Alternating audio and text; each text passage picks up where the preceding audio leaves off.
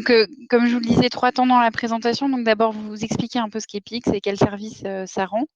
Ensuite, Pix pour mes publics et puis dernière partie sur outiller, fédérer, valoriser les médiateurs et aidants. N'hésitez pas à poser des questions dans le chat au fur et à mesure et je ferai des pauses à l'issue des différentes parties pour qu'on puisse interagir. Alors, quelques mots d'abord d'introduction sur Pix. Donc, la mission qu'on s'est fixée, c'est d'aider chacun à se repérer et à cultiver ses compétences numériques tout au long de sa vie. L'idée, c'est bien de s'adresser à tout type de public, à la fois des gens qui sont potentiellement loin du numérique, en situation de fracture et qui ont besoin de franchir les premières marches d'accès au numérique, mais également de pouvoir accompagner des publics éventuellement plus autonomes, plus à l'aise avec le numérique et également de pouvoir accompagner la montée en compétences numériques de ces publics-là. Alors, à la demande des organisateurs, je rajoute la caméra pour qu'il y ait un visage sur ces mots. Donc voilà pour les missions qu'on s'est données chez Pix. Alors, en termes de service, on est donc un service qui se décline dans 3 dimensions, l'évaluation, le développement et la certification des compétences numériques. Le service est porté par une start-up d'État depuis juin 2016. Bon, start-up d'État, les termes font parfois un peu réagir. Ça désigne assez simplement un dispositif d'accélération de l'innovation dans la sphère publique. Et ça a permis au projet, du coup, de trouver une certaine forme d'autonomie et d'accélération au moment où il est né. Et beaucoup plus concrètement, eh bien, Pix est aujourd'hui une structure sous tutelle de l'État, mais qui fonctionne avec sa propre entité juridique. Vous avez sous les yeux les différents membres de cette structure, sachant que vont bientôt rejoindre le tour de table l'Agence nationale de cohésion des territoires, justement sur le volet utilisation de Pix vis-à-vis des acteurs de la médiation numérique, mais aussi l'ANSSI, l'Agence nationale de la sécurité des systèmes d'information, ou encore le ministère du Travail. Sur le premier aspect qui est Pix, comment ça marche? Alors, en fait, tout commence par la création d'un compte sur la plateforme et en disant ça, je dis ce qui existe depuis 3 ans, mais pas ce qui va être en place à partir de février prochain. Puisque en fait, pour le moment, effectivement, pour accéder aux épreuves dans Pix, il faut se créer un compte avec un identifiant qui est un mail et un mot de passe. Et le compte, une fois créé, permet d'accéder à tout un tas d'épreuves.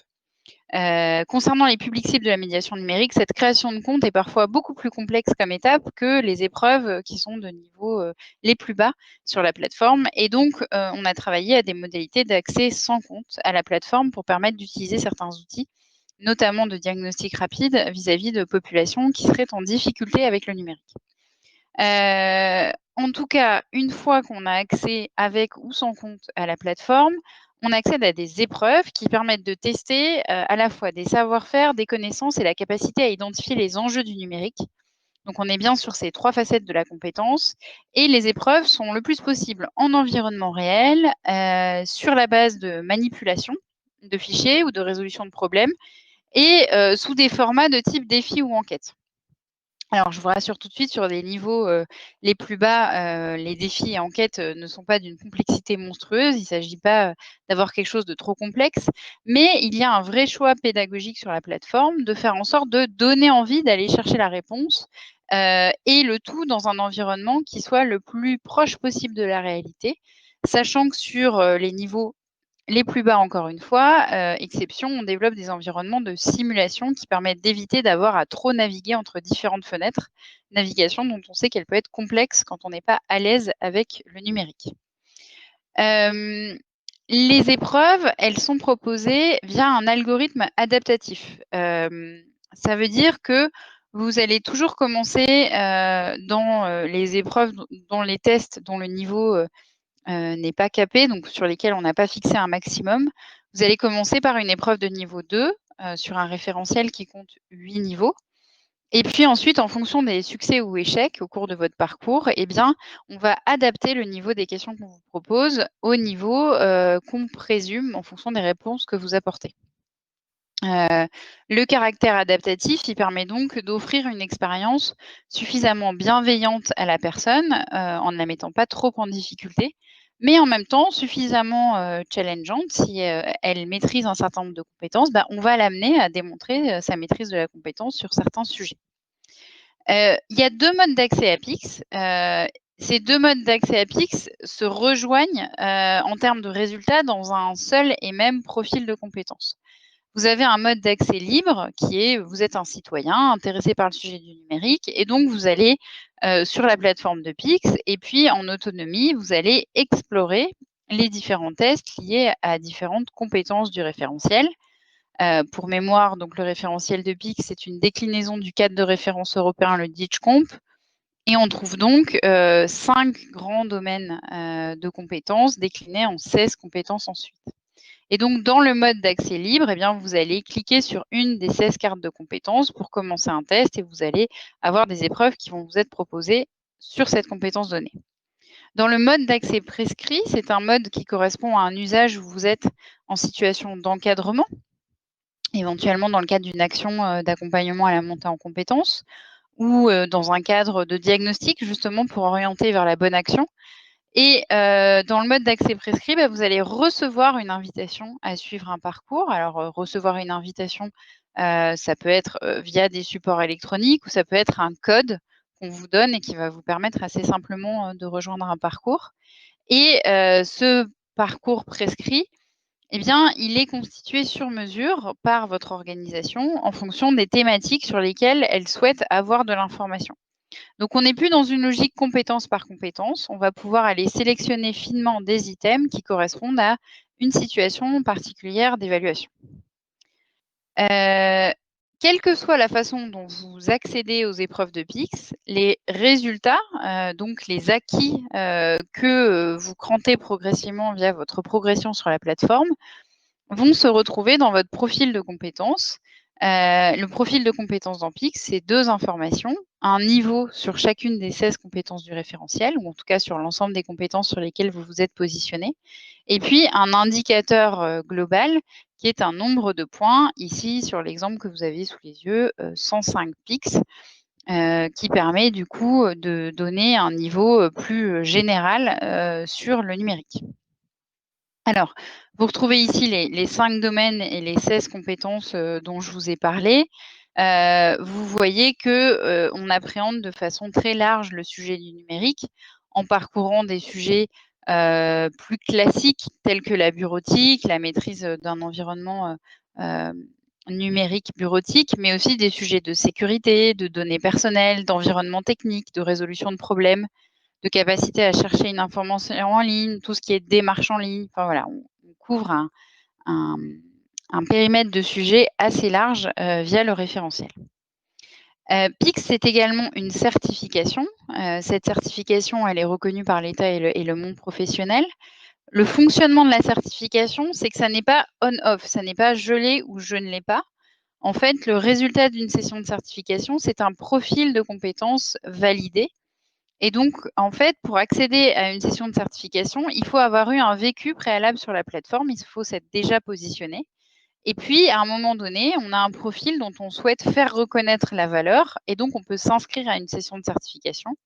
On se rend dans un centre agréé, il y a une vérification de l'identité qui a lieu et puis le test de certification se déroule dans un environnement surveillé parce que autant en positionnement, l'idée c'est que vous puissiez le faire éventuellement accompagner, chercher de l'information, etc.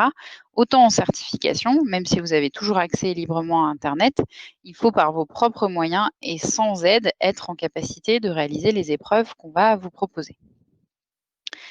Alors, le choix qui a été fait, sur la plateforme, c'est de mélanger, tout au long des parcours, l'évaluation et la montée en compétences. La façon dont sont conçues les épreuves, eh bien, c'est, de telle manière à vous permettre d'apprendre, en cours de test. C'est un choix pédagogique assumé et ça fait partie du cahier des charges dans la conception des questions. que de permettre d'accompagner cette montée en compétences par le simple fait de passer les tests. Parce qu'on interpelle, parce qu'on trace un chemin pour aller chercher des informations et que théoriquement, au cours de cette recherche, eh bien, on va être amené, si on ne maîtrise pas la compétence, à pouvoir la développer. Par ailleurs, si vous ne savez pas répondre positivement à une question, si vous, du coup, vous ne manifestez pas la maîtrise de la compétence, eh bien, on va vous recommander des capsules de formation, on peut appeler des tutos aussi. Ces tutos, on ne les produit pas, ils sont référencés et ce sont des ressources produites par différents acteurs. Ça peut être soit des acteurs institutionnels comme la CNIL sur les données personnelles, l'ANSSI ou d'autres acteurs, ou ça peut être des acteurs de la médiation numérique qui ont produit des ressources sous format libre et ouvert et qu'on référence parce qu'ils répondent précisément à un besoin sur des compétences sur lesquelles présentes dans le référentiel. Dernier élément du coup dans PIC, c'est que ça permet de valoriser les compétences maîtrisées. Et ça, c'est vrai aussi bien pour les publics cibles de la médiation numérique que pour le côté compétences numériques des médiateurs et des aidants. On cherche en fait, via le parcours sur la plateforme, à être toujours dans une optique de valorisation des compétences détenues. Et donc, on va être sur des éléments de félicitations, vous avez atteint tel niveau, vous avez eu tant de points. Donc, des logiques de gamification. En cours de parcours, il va y avoir des petites fenêtres qui vont s'afficher, qui vont vous dire bravo, vous venez de gagner le niveau 1, etc. Donc, on cherche vraiment à développer un environnement ludique et gratifiant, on va dire, en cours de parcours. Alors, voilà pour la présentation générale de PIX. Je vois pas encore de questions, donc je m'interromps pas forcément à ce stade, mais n'hésitez pas, si vous avez des questions, à les poster. Surtout, je vous propose de continuer du coup sur l'utilisation de PIX pour les publics cibles de la médiation numérique. Le premier élément, c'est qu'il y a forcément un besoin et il y a eu un gros travail côté PIX pour s'adapter aux besoins des publics de la médiation numérique. Alors, qu'est-ce que ça veut dire concrètement? Ça veut dire que on a un travail continu en cours avec la NLCI autour de la compréhension des consignes et plus globalement tout ce qui va être compréhension du français dans les énoncés ou les épreuves à différents endroits, pour faire en sorte de ne pas mélanger les sujets. Certes, illettrisme et électronisme peuvent être mêlés, mais sur la plateforme, on cherche bien à évaluer les compétences numériques. Et donc, il ne faut pas poser de barrière à l'entrée avec une exigence en termes de maîtrise du français qui soit trop importante. Donc là, c'est un travail qui a déjà commencé, qui est toujours en cours. On a encore des retours, notamment du CRIA 45, sur des consignes qui peuvent prêter à confusion, sur des ordres dans lesquels on met des renseignements qui ne sont pas forcément les plus courants et qui peuvent induire en erreur, etc. Donc, c'est un travail continu à ce sujet qu'on cherche à mener. Deuxième élément, sur l'adaptation de PIX aux besoins des publics de la médiation numérique. On travaille en partenariat avec la mission Société numérique pour élaborer des outils et notamment un référentiel et des parcours associés qui correspondent spécifiquement aux besoins de maîtrise des compétences numériques de base. Donc, en fait, dans le cadre des travaux d'élaboration de la stratégie pour un numérique inclusif, il y a un référentiel qui a été élaboré de compétences numériques dont on pouvait estimer que la maîtrise était indispensable pour exercer sereinement sa citoyenneté. Ce référentiel, il a 5 dimensions, s'approprier les outils numériques, naviguer sur internet et e-administration, échanger de l'information, connaître les bases de la bureautique et avoir conscience des droits et des risques numériques. Ces 5 dimensions, du coup, on les retrouve dans 2 types de parcours qu'on a conçus. Un parcours qui s'appelle ABC Diag et un parcours qui s'appelle ABC Pix. Alors, ABC Diag, c'est un parcours extrêmement rapide qui contient 10 questions pour, en fait, repérer rapidement la maîtrise de quelques notions et savoir-faire essentiels, comme être familier d'un navigateur, savoir saisir des mots dans une interface, reconnaître un courriel. Ce parcours de diagnostic, il est accessible sur tablette. Il ne nécessite pas de sortir, et de sortir de la plateforme et donc de naviguer entre différents onglets. Et donc, il propose un certain nombre d'environnements de simulation pour pouvoir tester des compétences telles que la reconnaissance d'un courriel dans une boîte mail. Tout ça se fait dans un environnement simulé. Alors, je vous ai mis le lien, mais je vais peut-être le copier parce que ça sera plus facile pour vous, d'y accéder plutôt que d'avoir à recopier. Je vous ai mis le lien, pour tester, ce parcours. Si vous me donnez 2 secondes. Hop, voilà. Je vous l'ai mis dans la discussion, donc vous pouvez le rejoindre. Alors, j'apporte une précision importante à ce stade et en lien avec ce que je vous ai dit au début. En cliquant sur ce lien, vous allez accéder à un parcours et on va vous demander de vous créer un compte sur Pix ou de vous loguer avec un compte existant. Cette étape va disparaître, et en particulier sur l'ABCDIAC en février au plus tard, puisqu'on sait très bien que c'est un frein majeur, dans l'accès à ABCDIAG que d'avoir à se créer un compte et vous le verrez d'ailleurs, votre création de compte est plus complexe que les 10 questions qui vont vous être, présentées, par la suite. Donc, dites-moi s'il y a un problème, ou si vous arrivez à rejoindre le parcours, sans difficulté. Si c'est le cas, et puis pour ceux qui éventuellement ne ne souhaiteraient pas se connecter, je vous ai prévu quelques captures, des épreuves. Donc par exemple, vous allez avoir, une épreuve sur, comment s'appelle la partie de l'ordinateur, encadrée en rouge. Donc là, on teste la capacité à se repérer dans les différents, éléments de base d'un ordinateur. Vous avez aussi une épreuve qui va vous demander de lancer, l'application et de pouvoir, tout simplement lire un mail et une information simple, dans un mail. Et puis, en fin de parcours, vous allez vous voir apparaître, votre résultat. Votre résultat va s'afficher en fait, de différentes manières. Alors là, dans la configuration, dans laquelle je vous ai proposé le test, on va vous dire: «Vous maîtrisez 100 des compétences testées». On peut désormais vraiment inférioriser cette information parce qu'on s'est rendu compte que le pourcentage n'était pas forcément, très bien vécu, très parlant et cetera. Donc maintenant, on a plutôt tendance à afficher les résultats sous forme de paliers, donc d'étoiles. On va mettre 1, 2, 3 étoiles en fonction de la maîtrise des compétences dans le cadre du parcours. Et puis, deuxième élément d'information, on vous donne des résultats thématiques, qui permettent de mieux comprendre ce que vous maîtrisez ou ce que vous ne maîtrisez pas dans le cadre du parcours qui vous est proposé.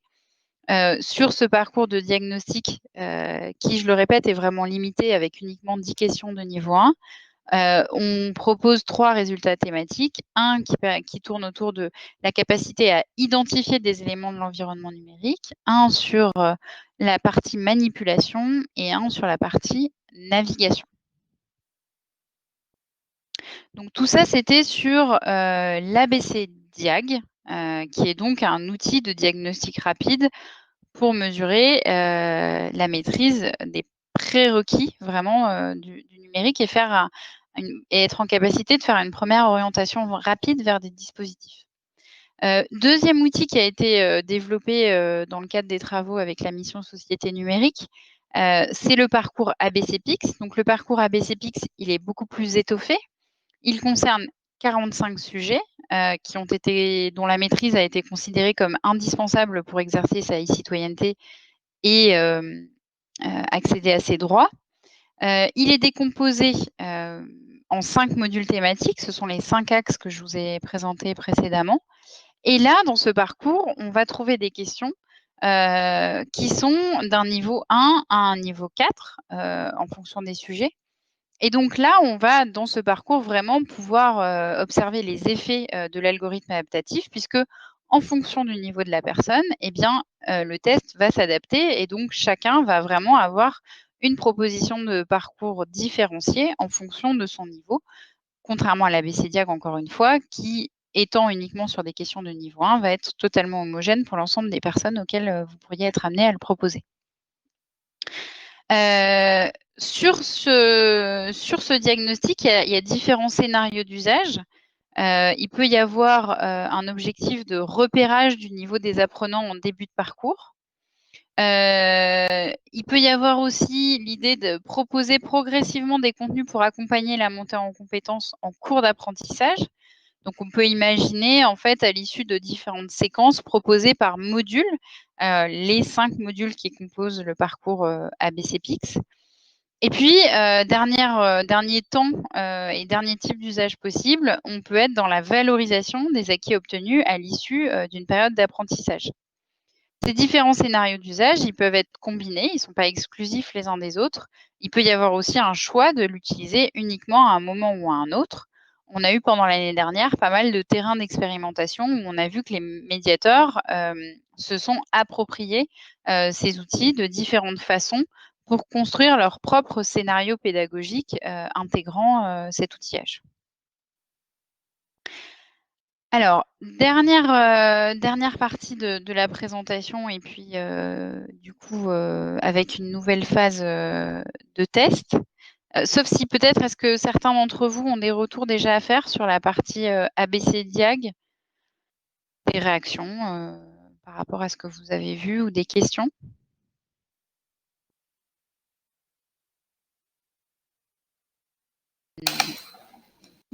Si personne, c'est bon. Ok, bon, bah, je continue alors. On va dire que c'est clair, mais surtout n'hésitez pas à poser des questions ou à réagir sur des choses qui vous sembleraient pas claires par rapport au parcours de test qui vous a été proposé. J'avais juste une question pour ABC Pix. Ça prendrait combien de temps pour un usager pour le faire? Alors, c'est assez variable en fonction du niveau de l'usager, mais pour le parcours complet, en le faisant en une seule fois, il faut prévoir entre 1 et 2 heures. Alors, la fourchette est large, mais c'est parce qu'en fonction du niveau, on peut vraiment y passer plus ou moins de temps. Oui, donc il faut quand même avoir un bon créneau avec l'usager pour le faire passer. Exactement, exactement.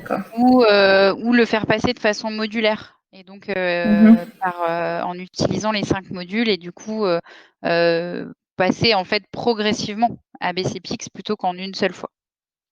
D'accord, donc il vaudrait mieux faire en plusieurs fois sur, par exemple, faire une question sur tel domaine, ensuite une autre question sur un autre domaine, ou vraiment se concentrer sur un seul domaine?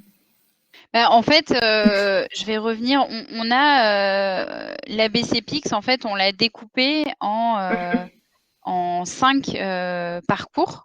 Donc, en fait, de la même façon que là, je vous ai proposé l'ABC Diag, j'aurais pu vous proposer l'ABCPix module 1, s'approprier les outils numériques, et vous auriez été confronté à probablement 10 questions à peu près.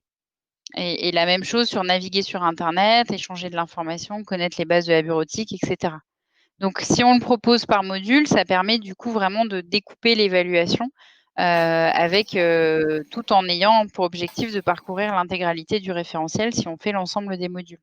On peut aussi se concentrer uniquement sur un seul module si on est dans une situation où on a un atelier à animer sur justement la problématique de la bureautique, et ben on utilise uniquement connaître les bases de la bureautique, point, et on va pas, le reste de ABC Diag, de l'ABCPix ne va pas forcément être utile.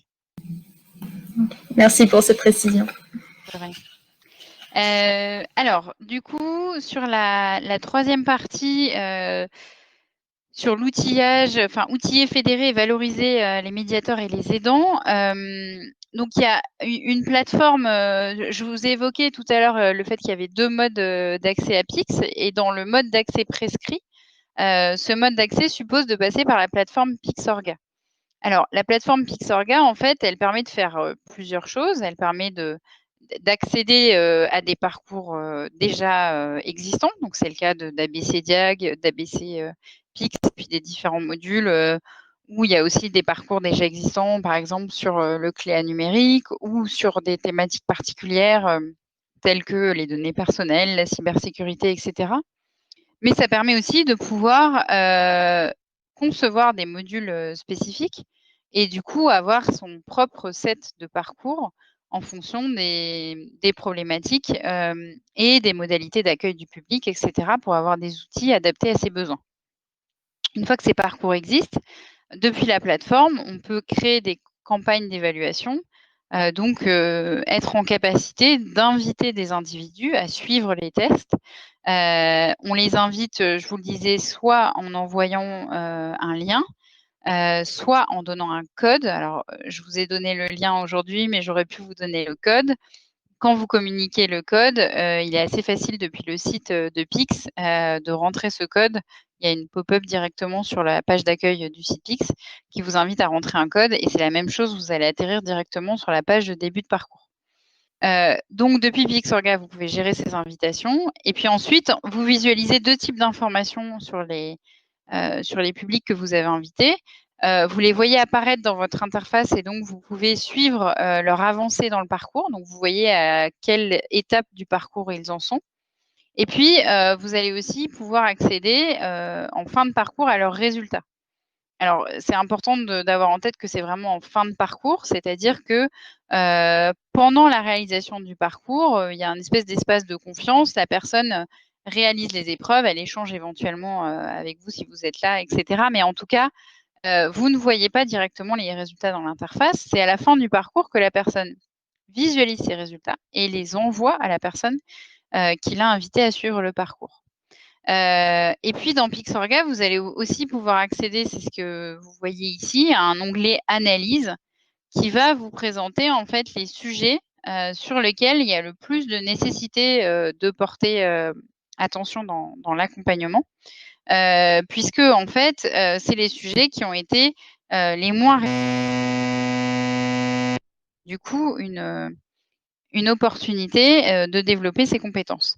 Depuis cet onglet Analyse, sur les sujets à travailler, vous allez pouvoir assez facilement retrouver les tutos, qui sont les tutos qui, par symétrie, sont également proposés à l'apprenant dans son interface Pix.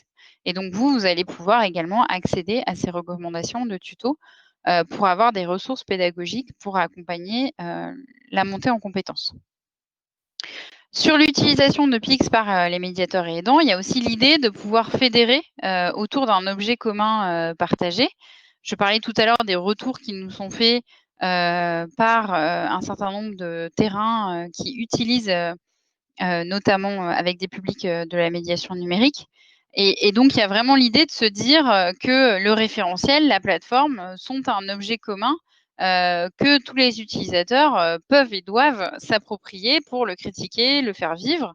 Et donc, finalement, tous les utilisateurs de Pix, qu'ils soient utilisateurs individuels ou prescripteurs, contribuent à faire de Pix ce qu'il est et ce qu'il sera, avec des signalements, une animation de communauté des utilisateurs, une organisation régulière de panels, et puis un certain nombre de canaux de remontée d'informations qu'on essaie de brancher entre guillemets sur les terrains de déploiement pour capter le maximum d'informations et pouvoir adapter au fur et à mesure la plateforme et le référentiel aux besoins réels des utilisateurs sur le terrain. Concrètement, cette captation d'informations et le fait de faire communauté se traduit par une évolution qui est en fait continue de la plateforme et du référentiel, puisque on a des mises en production de nouvelles fonctionnalités sur la plateforme toutes les semaines. Et notre référentiel, il évolue aussi à un rythme assez soutenu, que ça soit en ajustant des épreuves, en rajoutant des sujets, en supprimant d'autres. Donc vraiment, il faut avoir l'image d'un objet mouvant et partagé sur lequel tout un chacun peut émettre des critiques ou suggérer des améliorations pour que ça bénéficie à l'ensemble de la communauté utilisatrice.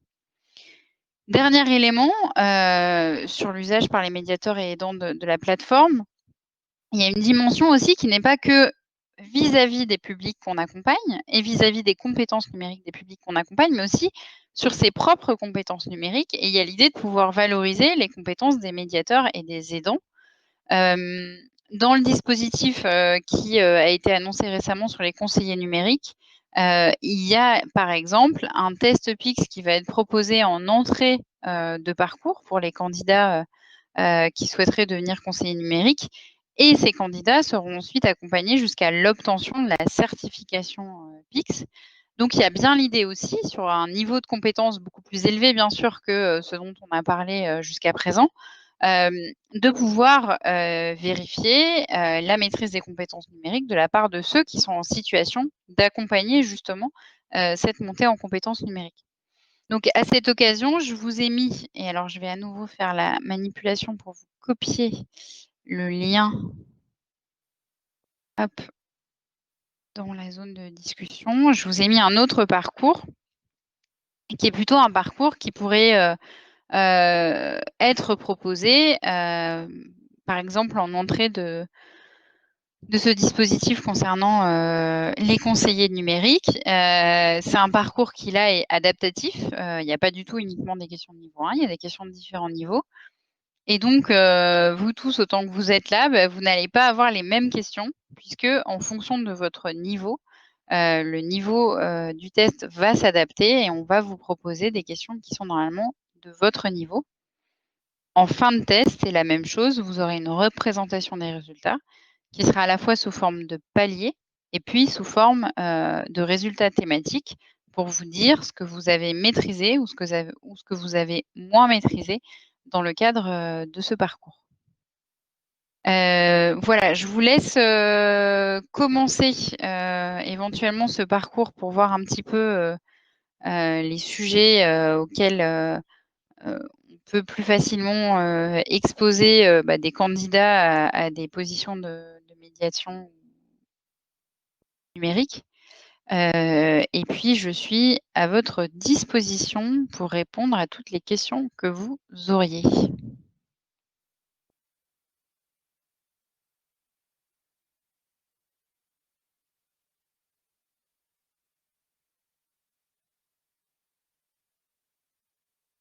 Alors je ne sais pas si vous êtes tous plongés dans le parcours.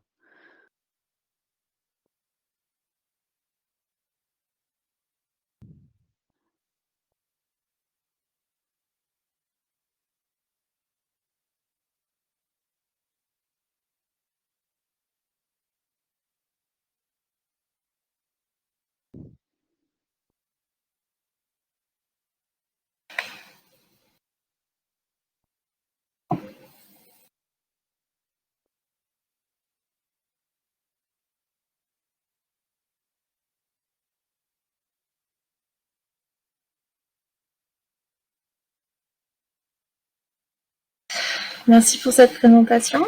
Alors apparemment, il y a une personne qui a une question.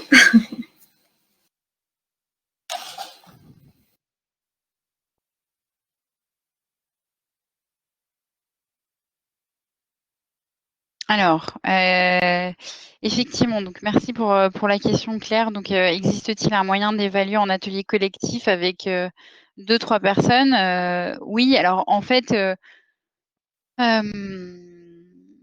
vous pouvez, il y a des en fait, il y avait vraiment différents modes d'appropriation, des tests et des épreuves. On peut choisir d'avoir un seul écran et de faire participer les gens, autour, et du coup apporter des réponses collectives et utiliser les épreuves, comme un support d'animation, pour et d'émulation éventuellement pour trouver collectivement les réponses. Ou on peut choisir, que chacun finalement, ait son propre support de réponse, y compris, avec 2-3 personnes, mais que les 2-3 personnes fassent chacune leur parcours.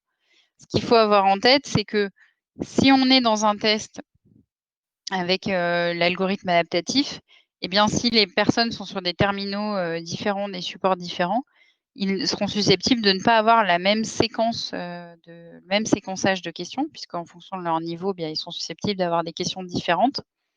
C'est pas le cas avec ABCDiag. Si vous utilisez ABCDiag avec chacun, son propre support de passation, du test, ils auront le même séquencement de questions et donc vous pourrez les suivre tous, les uns, après les autres. Mais donc vous pouvez très bien imaginer être dans une situation où, soit c'est le même support et les mêmes questions pour tout le monde, soit chacun, fait à son rythme. On a les différentes configurations d'usage dans les cas qui nous sont remontés du terrain.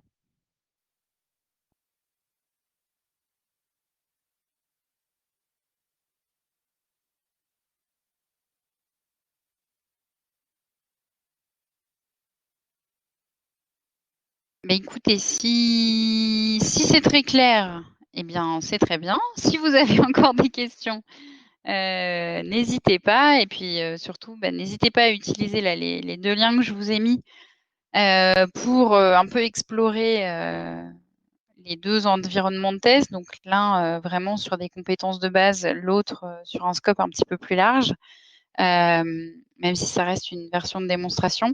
Et puis si vous souhaitez avoir davantage d'informations sur ce qui est disponible sur Pix et en lien avec les déploiements sur les terrains de médiation numérique, n'hésitez pas à aller sur le site de Pix à l'adresse qui vous a indiquée. On est en train de travailler avec l'ANCT sur des conditions de déploiement assez favorables pour l'ensemble des acteurs de la médiation numérique. Donc voilà, il devrait y avoir des informations dans ce sens au début de l'année prochaine pour permettre une utilisation assez facilitée de l'ensemble de la palette d'outils qu'on a développée au bénéfice des acteurs de la médiation numérique.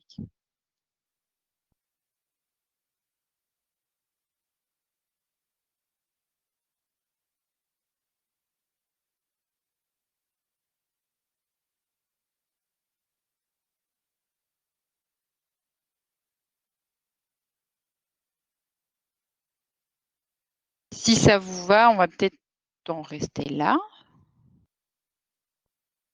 Je laisse le CRIA 45 me donner le... Oui, s'il n'y a plus de questions, dans ce cas, on peut arrêter là. Merci en tout cas. Je vous en prie, j'avais essayé de faire court pour laisser du temps aux questions. mais voilà, en tout cas, je reste à votre disposition. Si les uns et les autres, vous souhaitez poursuivre l'échange sur Pix, n'hésitez pas. Vous avez des formulaires de contact sur la page qui vous est indiquée ici. Et ce ne sont pas des robots qui sont derrière ces formulaires. Donc, l'équipe sera à disposition pour vous répondre et vous donner toutes les informations qui seraient utiles pour vous permettre de vous approprier ces outils. Et puis, merci beaucoup pour l'invitation, du coup, au CRIA 45. Ok. Merci.